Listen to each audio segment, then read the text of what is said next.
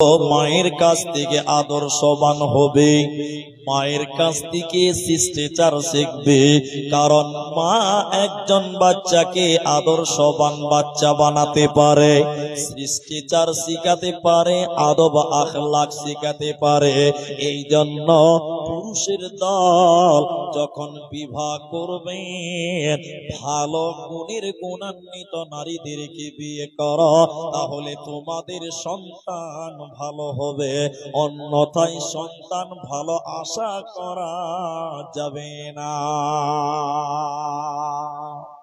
দ্বিতীয় নম্বর, প্রতিটি গার্জেনের উচিত হবে কি, প্রতিটি পিতার উচিত হবে কি, সন্তানের প্রতি দায়িত্ববান হতে গেলে যখন আপনি বিবাহ করবেন, আপনার যখন বিয়ে হয়ে যাবে, আপনি যখন স্ত্রীর কাছে যাবেন, বিবির কাছে যাবেন, রাত্রি বেলায় যখন মিলনের জন্য যাবেন, তখন স্ত্রীর কাছে যাওয়ার সঙ্গে সঙ্গে আগে দোয়া পড়ে শয়তান থেকে পানাহ চাইতে হবে, আল্লাহর কাছে আশা করতে হবে, আল্লাহর কাছে দোয়া করতে হবে।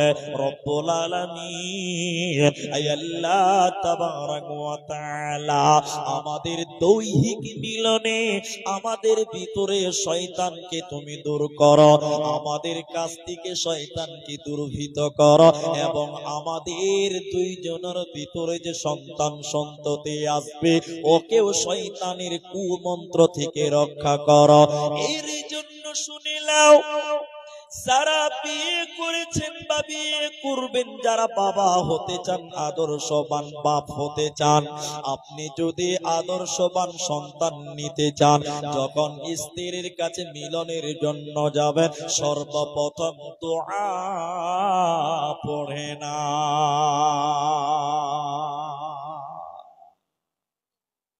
সর্বপ্রথম আপনি দোয়া পড়েন, দোয়া। এখন যেটি মানুষ অলরেডি চলে এসেছেন, আপনাদেরকে জিজ্ঞাসা করছি, লজ্জা করবেন না, মুখ খুলে বলেন, অন্যথায় হাত দিয়ে ইশারা করে বলেন। এখনকার যুবকেরা যারা বিবাহ করে, স্ত্রীর সঙ্গে মিলন করছেন, 2 সন্তানের বাপ আপনি, 5 সন্তানের বাপ আপনি, 100 জনের ভিতরে আশা করা যায় 80 জন পুরুষ স্ত্রী মিলন করার যে দোয়া, এই দোয়াই আমরা অনেকেই জানি না, এ ব্যাপারে আমরা অজ্ঞ হয়ে আছি। আমি ঠিক বললাম না নাই বলেন? যতটি পুরুষ মানুষ আছেন, কয়জন মানুষ জানেন যে স্ত্রী মিলনের দোয়া কি? তা আপনি যখন স্ত্রীর কাছে যাচ্ছেন, দোয়া না পড়বেন, আপনাদের ভিতরে শয়তান আসবে, আপনার স্ত্রীর সঙ্গে শয়তান মিলন করবে। এর জন্য আপনাকে দোয়া পড়তে হবে, দোয়া। বিসমিল্লাহি আল্লাহুম্মা জান্নিবনা শাইতান ওয়া জান্নিবিশ শাইতান মা রাযাকতানা। আপনাকে দোয়া পড়তে হবে। মাশাআল্লাহ, খুব ভালো কাজ। একটা বাচ্চা ছিল, একটা বাচ্চা মেয়ে হারিয়ে গেছে গো। যার মেয়ে আছে একটু নিয়ে যায়। একটা বাচ্চি মেয়ে স্টেজে জমা আছে, যার হারিয়েছে একটু দয়া করে নিয়ে যাবেন। এই ডিস্টার্ব শুরু হলো, আর এটা হলো জালসার সুন্নাত, চলবে এরকম ইনশাআল্লাহ। তাহলে আপনি যদি সন্তান ভালো নিতে চান, স্ত্রীর কাছে যাবেন, তখন আপনাকে দোয়া পড়তে হবে। হাজী সাহেব হজ করে চলে এসেছে, 4.5 লাখ টাকা খরচা, 5 সন্তানের বাবা। হাজী সাহেবের চুল পেকে গেছে, দাড়ি পেকে গেছে, চোখে দেখতে পাই না। এখন যদি হাজী সাহেবকে জিজ্ঞাসা করা হয়, হাজী সাহেব সন্তান 5টা জন্ম দিয়ে ছেলে পিলা নাতি পোতা হয়ে গেছে, আপনি স্ত্রীর কাছে গিয়েছেন, দোয়া জানেন? স্ত্রীর কাছে যখন গিয়েছিলেন, দোয়া বলেছিলেন? তখন হাজী সাহেব আস্তে আস্তে বলছে, এই দোয়াটা আমার জানা নাই। তাহলে আপনার সন্তানের ভবিষ্যৎটা কি হয়েছে? এই সন্তান আপনাকে কিভাবে খেতে দিবে? শয়তান জন্ম দিয়েছেন, আপনি সন্তান জন্ম দিয়েছেন, যে আপনি স্ত্রীর সঙ্গে মিলন করেছেন আপনার সঙ্গে ছিল শয়তান, আপনার ছেলে কি করে আদর্শবান হবে, ভালো হবে? আপনার ছেলে কিভাবে আপনাকে খাবার দিবে? কারণ পুরাতেই আপনি ভুল করেছেন। আপনার স্ত্রীর কাছে যখন গিয়েছিলেন তখন আপনি দোয়া পড়েননি। এই জন্য যদি সন্তান ভালো নিতে চান, ভালো সন্তানের গার্জেন হতে চান, তাহলে আপনাকে দোয়া মুখস্থ করতে হবে, আল্লাহর কাছে আশ্রয় চাইতে হবে শয়তানের ব্যাপারে, আল্লাহর কাছে পানাহ চাইতে হবে শয়তানের ব্যাপারে। তাহলে আপনার সন্তান ভালো হবে, আপনার সন্তান আপনাকে খাবার দেবে, আপনার দেখাশোনা করবে। এই জন্য শুনে নেন, আমাদের এই গুণগুলো ভুল হয়ে আছে। আমরা বিবাহ করে সন্তান জন্ম দিচ্ছি প্রতি বছর, কিন্তু দোয়া জানি না। বাসর রাতে স্ত্রীর সামনে কপালে হাত দিয়ে দোয়া পড়তে হয়, আমরা সেই দোয়া জানি না। আমরা স্ত্রী মিলনের দোয়া জানি না। কি করে আমাদের ফল, আমাদের ফসল, আমাদের সন্তান আদর্শবান হবে? এটা কোনোদিন সম্ভব হবে না। এই জন্য পিতার উচিত হবে, মাতার উচিত হবে, তোমরা আল্লাহর কাছে আশ্রয় চাইবে দোয়া বলে, যে দোয়া নবী মুহাম্মদুর রাসূলুল্লাহ সাল্লাল্লাহু আলাইহি ওয়াসাল্লাম শিক্ষা দিয়েছে। এরপর যখন মায়ের গর্ভে বাচ্চা চলে আসে, প্রতিটি মায়ের উচিত হবে, প্রতিটা নারীর উচিত হবে, যখন বাচ্চা মায়ের পেটে 4 মাস হয়ে যায়, যখন বাচ্চা মায়ের গর্ভে 4 মাস হয়ে যায়, ওই বাচ্চা শুনতে পায়, ওই বাচ্চা খাবার খায়। এই জন্য যারা গর্ভবতী নারী রয়েছেন, হে মায়েরা, আপনারা গালি গালাজ দিবেন না, আপনারা মন্দ কথা বলবেন না, গান শুনবেন না, বিভিন্ন রকম ফাহিশা কাজ থেকে মাকে বিরত থাকতে হবে।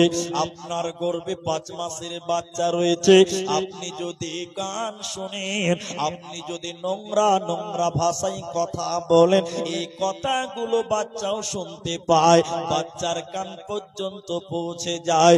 এই জন্য গর্ভবতী মা পাপের কাজ থেকে বিরত থাকবে, খারাপ কথা থেকে বিরত থাকবে, বাদ্যযন্ত্র থেকে বিরত থাকবে। যদি গর্ভবতী মা খারাপ কাজ করে, ফাহিশা কাজ করে, গুনার কাজ করে, সন্তান খারাপের দিকে যাবে, সন্তান আদর্শবান হবে না। প্রতিদিন সকাল বেলা, প্রতিদিন সন্ধ্যা বেলা একজন গর্ভধারিণী মা, একজন গর্ভবতী মা প্রতিদিন সকাল বেলা কোরআন তেলাওয়াত করবে, সন্ধ্যা বেলা কোরআন তেলাওয়াত করবে, বেশি বেশি করে আল্লাহর জিকির করবে। ওই গর্ভবতী মায়ের সন্তান যখন পৃথিবীতে ভূমিষ্ঠ হবে, তখন ওই ছেলেটা আল্লাহওয়ালা হবে, ভালো হবে, আদর্শবান হবে। এই জন্য মায়ের উচিত হলো, যখন বাচ্চা গর্ভে থাকবে, খারাপ কাজ থেকে মাকে বেরিয়ে আসতে হবে, তাহলে তুমি হবে আদর্শবান সন্তানের মা।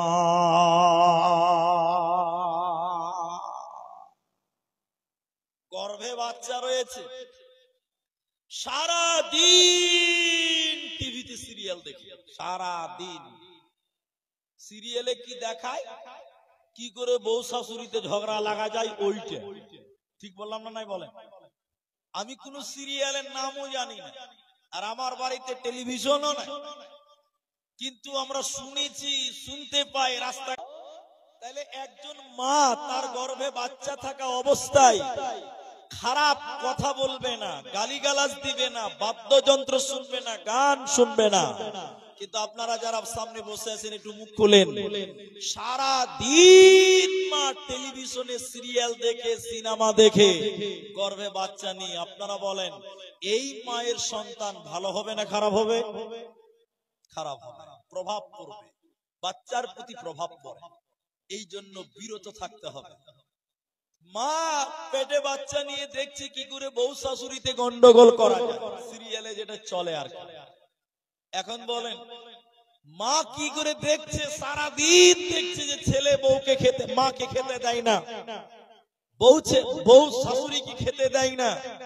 এই যে ছেলেটা পেট থেকে তার আওয়াজগুলো শুনতে পাচ্ছে, মুহাদ্দিসিনগণ বলছেন এই প্রভাবটা সন্তানের প্রতি পড়বে, যার ফলে এই মা যখন বুড়ি হয় আর সন্তান যখন বিবাহিত যুবক হয়, তখন এই সন্তানও তার মাকে দেখে না, এই সন্তানও তার মাকে খেতে দেয় না, এই সন্তানও তার বাপকে খেতে দেয় না, যেটা বর্তমান বাস্তব সংসারে এখন চলছে, ঠিক কিনা জোরে বলেন। এরই জন্য এতক্ষণ বললাম সন্তান পৃথিবীতে আসার আগের কথা, পৃথিবীতে সন্তান আসার আগের কথা, মায়ের গর্ভের কথা। মা হিসেবে দ্বিতীয় নম্বর আরেকটি কাজ, আরেকটি দায়িত্ব তোমার রয়েছে। যখন আপনারা গার্জেন পুরুষেরা রয়েছেন, আপনার স্ত্রীর গর্ভে যখন বাচ্চা আসে, যখন 3 মাস 4 মাস 5 মাস 6 মাস হয়ে যায়, আপনার স্ত্রীকে পেরেশানিতে রাখবেন না, আপনার বিবিকে দুশ্চিন্তাগ্রস্ত হতে দেবেন না। মা যদি সব সময় দুশ্চিন্তায় থাকে, গর্ভধারিণী মা, গর্ভবতী নারী যদি সব সময় চিন্তিত থাকে, দুশ্চিন্তা করে, আপনার কিনা মন মানসিকতা যদি ফিরে না থাকে, ওই সন্তানের ব্রেনের উপরে, আপনার কিনা ওই সন্তানের জ্ঞানের উপরে প্রভাব পড়বে। এই জন্য গর্ভধারী যারা মা রয়েছে, ওদেরকে সব সময় চিন্তা মুক্ত থাকতে দিতে হবে, ওদেরকে বলতে হবে কোনো চিন্তা নাই, আল্লাহ পেটে দিয়েছে, দুনিয়াতে আসার ব্যবস্থা আল্লাহ করবে। মা যদি সব সময় দুশ্চিন্তাগ্রস্ত থাকে, ছেলের ব্রেন খারাপ হওয়ার চান্স থাকে। বৈজ্ঞানিকগণ বলছে মায়ের পজিশনের উপরে বাচ্চা বিচক্ষণ হয়।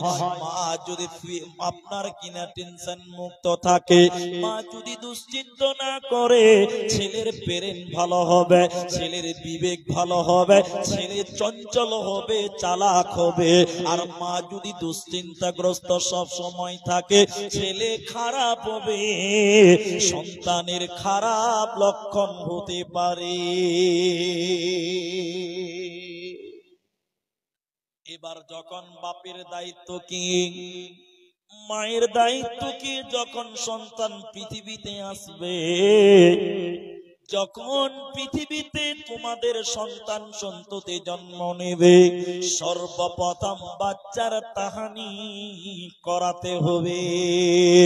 তাহানিক মানে হলো বাচ্চা যখন জন্ম নেবে, ভালো মানুষদের কাছে, মুরব্বীদের কাছে, ভালো ব্যক্তির কাছে নিয়ে দোয়া নিতে হবে, আর বাচ্চার মুখে কোনো মিষ্টি খাবার দিতে হবে। সেটা সুন্নত হলো খেজুর দেওয়া, খেজুর চিবিয়ে বাচ্চার ঠোঁটে দিতে হবে। শোনেন হাদিসের জগতে শোনাই, আল্লাহর নবী বলেন, হাদিসের রাবী হযরতে আবু মুসা, তিনি বলছেন, যখন আমার সন্তান জন্ম নিল, আমার যখন সন্তান জন্ম নিল, আমি ওই সন্তানকে কাপড়ে ধরে নিলাম, কাপড়ে নেকড়াতে লিপটিয়ে নিয়ে বিশ্ব নবীর কাছে গেলাম, নবীজির কাছে গিয়ে বললাম, ইয়া রাসূলুল্লাহ, ইয়া হাবিবাল্লাহ, দয়ার নবী গো, এই যে আমার বাচ্চা, আপনি তার তাহানি করান এবং আপনি তার জন্য দোয়া করে দেন। নবীজি বললেন, বাচ্চার নাম কি তোমরা রেখেছ? আমি বললাম, না, আমার বাচ্চার কোনো নাম রাখা হয় নাই। নবীজি তার নাম রাখলেন ইব্রাহিম। নবীজি আবু মুসার সন্তানের নাম রাখলেন ইব্রাহিম এবং একটা খেজুর চাবালেন। খেজুর চিবানোর পর খেজুরের কিছু রসকে ওই বাচ্চার ঠোঁটে দিলেন, ওই বাচ্চা চুষতে লাগলেন। আল্লাহর নবী ওই বাচ্চার জন্য দোয়া করলেন, বরকতের দোয়া করলেন, কল্যাণের দোয়া করলেন। এর কারণে যখন তোমাদের সন্তান জন্ম নেবে, ওরে দোয়া খাড়ের মুসলমানেরা, ওরে ওরে বেটিরা খালারা, তোমরা যখন সন্তান প্রসব করবে তোমাদের গার্জেনদেরকে বলো তার জন্য যেন দোয়া করে। নিজে না পারলে মসজিদের ইমাম হতে পারে, মাদ্রাসার শিক্ষক হতে পারে, ভালো মানুষদের কাছে গিয়ে দোয়া নিতে হবে। এটা হলো বাপ মায়ের কর্তব্য, এটাই হলো পিতা মাতার দায়িত্ব। এখন এটা নাই। এখন যদি বাচ্চা জন্ম নেয়, কথার মানে বলছি, আমার স্ত্রীর বাচ্চা হয়েছে নার্সিং হোমে হয়েছে, এটা বুঝার জন্য বলছি। আমার যত বন্ধু বান্ধব আছে, এখন আমাকে মিষ্টি প্যাক করে করে ওদের বাড়িতে পার্সেল করতে হবে। যত আত্মীয় স্বজন আছে সবাইকে মিষ্টি খিলাতে হবে। এখন এই সিস্টেম চলছে, ঠিক বললাম না? বলেন হ্যাঁ না বলেন? কিন্তু শরীয়ত বলছে না, তুমি লোককে মিষ্টি খিলাতে হবে না, ভালো লোক কি দিয়ে বাচ্চাটাকে মিষ্টি খিলাও। উল্টা হয়ে গেছে, ঠিক বললাম না? বলেন। আরে জামানাটা তো উল্টাই চলছে। জি না ভাই? ছেলেটার ঠোঁটে মিষ্টি খাবার দাও, খেজুর চিবি দাও সুন্নাত, না হলে একটু চিনি দাও, একটু মধু দাও, একটু দুধ মিষ্টি দাও, মিষ্টি দাও, যে তার জন্য একটু দোয়া নাও। আরেকটা হাদিস আপনাকে বলি, হাদিসের রাবি হযরতে আনাস, তার মা ছোট ছেলে জন্ম নিয়েছে, চাদরে করে কাপড়ে নেকড়াতে বাচ্চাকে কোলে নিয়ে নবীজির কাছে গিয়ে বলেন, এটা আপনার ছোট খাদেম, এটা আপনার ছোট খাদেম, নবীজি আপনি তার নাম রাখেন, আপনি তার জন্য দোয়া করেন। বিশ্ব নবী হযরতে আনাসের মায়ের কোলের বাচ্চাকে কোলে নিল, আর আপনার কিনা একটা খেজুর চিবিয়ে ওই বাচ্চার ঠোঁটে দিল। অতএব বাচ্চা জন্ম নেওয়ার পর